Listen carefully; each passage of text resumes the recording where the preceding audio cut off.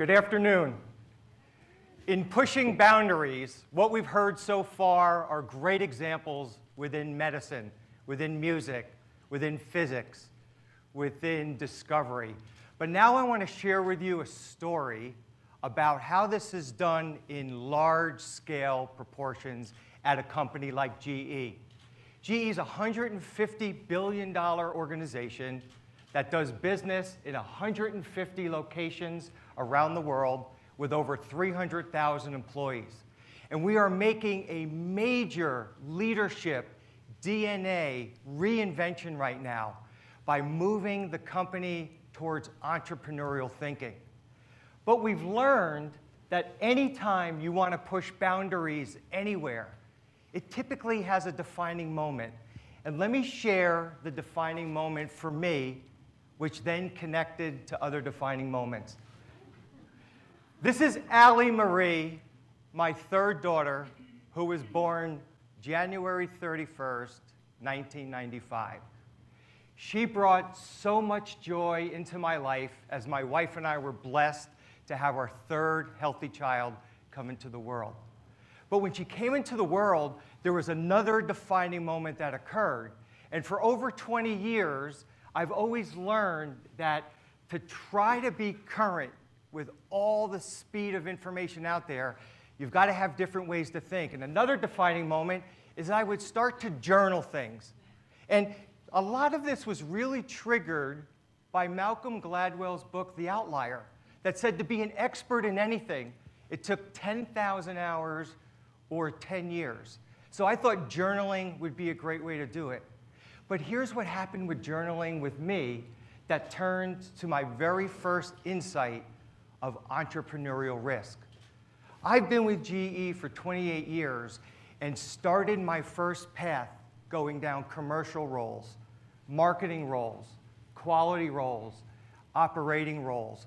And it was through journaling that one day it came so clear to me, even though that was a great career path to follow, my heart, my soul, my ambition was in a different location within the organization. I loved people. I loved working with people.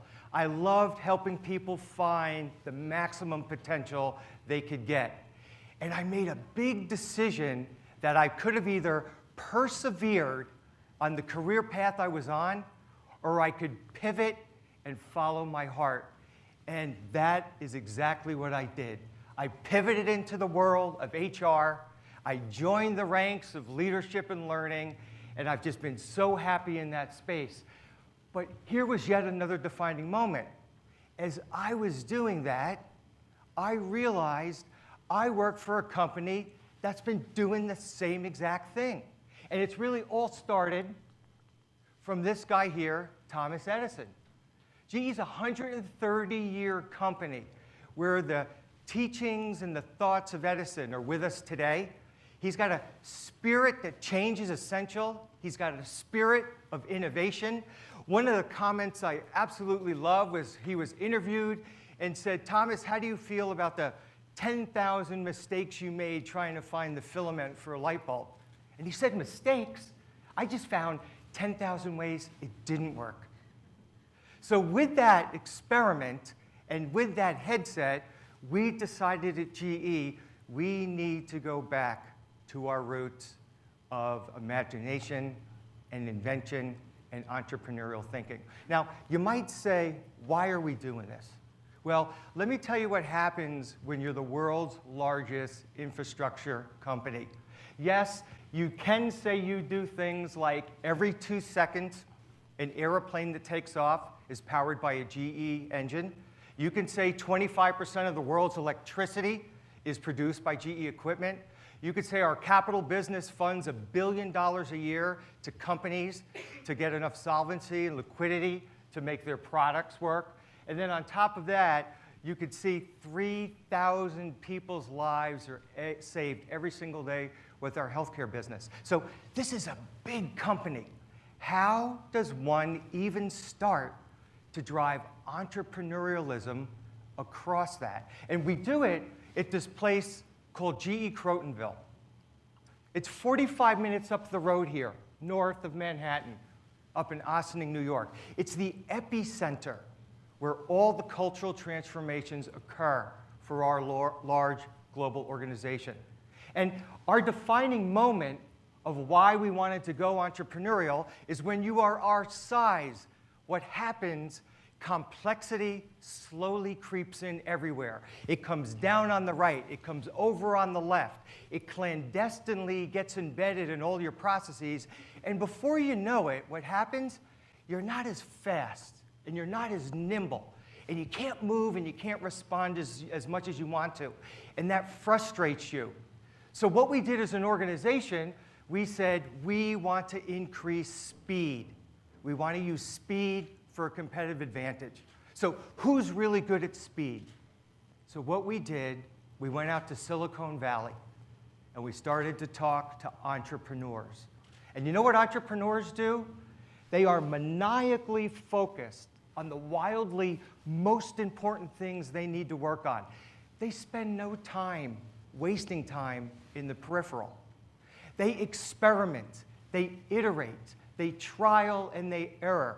And every single time they make a mistake, they learn from that. And they have two choices.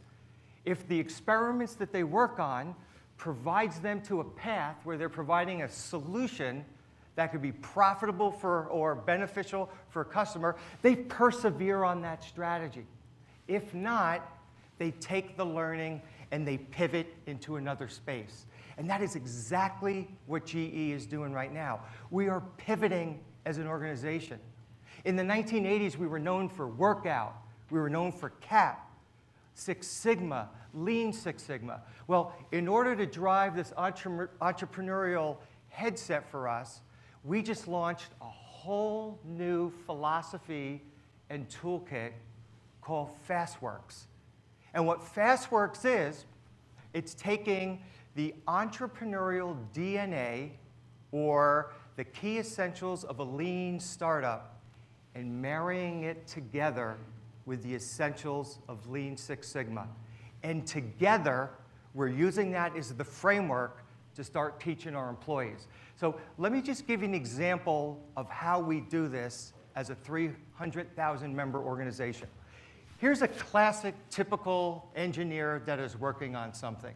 And we say we want to inculcate entrepreneurial thinking across a large organization where 56% of our people are located outside of North America. Well, here's how we do it. First of all, we assign a really talented leader to lead this globally for the organization. Then you train all 300,000 people of what this is. Then you certify internal experts who get really deeply skilled in using the FastWorks and the Lean methodology. And then you start doing it with customers.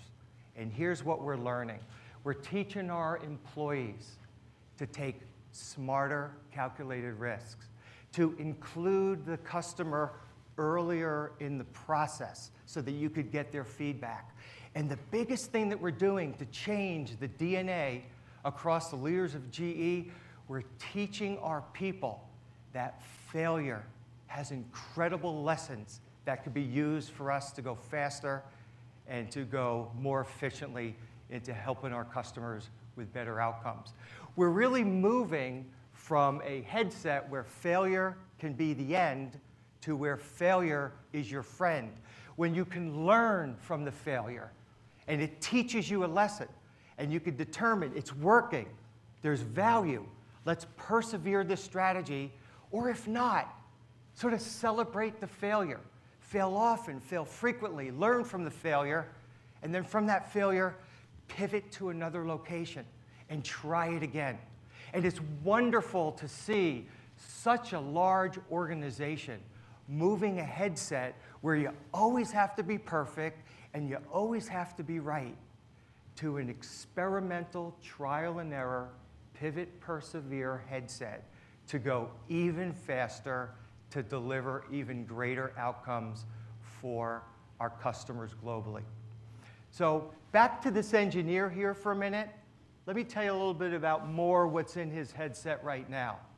This might have been an engineer that said, I have to control deeply any part that I design. I need to own it. I need to impact every aspect of it. But in a new entrepreneurial headset, you may now have the courage and say, there's a lot of smart people on the 7 billion on this planet Earth. Maybe we open source something, relinquish control, tap into other expertise. And I want to show you an example of the power that when you are driving an entrepreneurial skill set across 300,000 employees, how it then allows you to open up into the world. This right here on my left is an engineering bracket for an aircraft engine.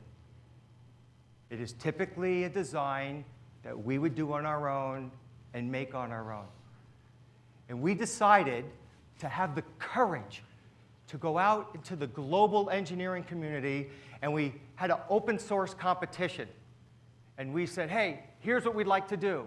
Anybody that can take this bracket and reduce weight and make it out of a 3D printer, we're going to give you a handsome reward and recognition for doing it. So that was our hypothesis of open sourcing. Guess what happened? 700 designs came in from 56 countries around the world. And on my right here, you will see a young engineer. His name is Ari. He's from Indonesia. He has 0 aviation experience. And he designed the winning bracket that is 84% lighter and as strong as the initial bracket. All right, so you may look and say, okay, what's the big deal, Bob? That's a small bracket. Well, airplanes are made up of thousands, some cases hundreds of thousands of brackets. If you're taking out that kind of weight savings, you can then get a much lighter aircraft to get much greater efficiency of fuel burn, and that is huge savings to our airline customers. So this here again, showing the courage through entrepreneurial thinking that you don't need to control everything and you can put things to the outside world. So one other picture I want to show you then is if you're training 300,000 employees and you have the courage to go to the outside world, well, then what the next step is having the ability to teach others as it's successful for you. And I want to show you this picture here. I was in Kenya last week. I had 3 of my directors with me. We spent 5 days in Africa. We saw 7 countries, 30 customers, 5 academic universities, and a couple hundred roundtables with GE employees through breakfast, lunch, and dinner. And this is a picture here. This is Swarthmore Business School. Okay? They're located in Nairobi, Kenya. This is the best of the best business schools in Kenya. And to the left of me is Dr. George Dejenga. He's the dean of the students. And he said, Bob, it would mean so much to the relationship that we have with GE if you can come down and just spend a couple hours sharing with my best 85 executive MBAs of where leadership is going. And in all of these situations, you're always teaching that great leaders are inspirational. They're driving for simplification. They're totally focused for customer outcomes. But we also shared with them, you are the future leaders in Africa, and you have a responsibility to be entrepreneurial in the way you need to lead your country to increase your prosperity and your impact on humanity. So just a terrific way to take entrepreneurial thinking and just keep pushing it out and sharing how important this is as we try to deliver better outcomes. So, last point I want to share with you. Let me go back to that picture with Allie Marie. She's now 18 years old. She's a freshman in college. And I look back at the defining moment I had in my life with her. And then I looked at the defining moment that I to pivot versus persevere. And I have a company that does that once again. So my final point that I want to share with you It is truly right now the defining moment for one of the world's largest infrastructure companies. We are at our time right now to change our leadership DNA, to do it across our organization, and our time is now, and as we do it, together we will all rise. Thank you.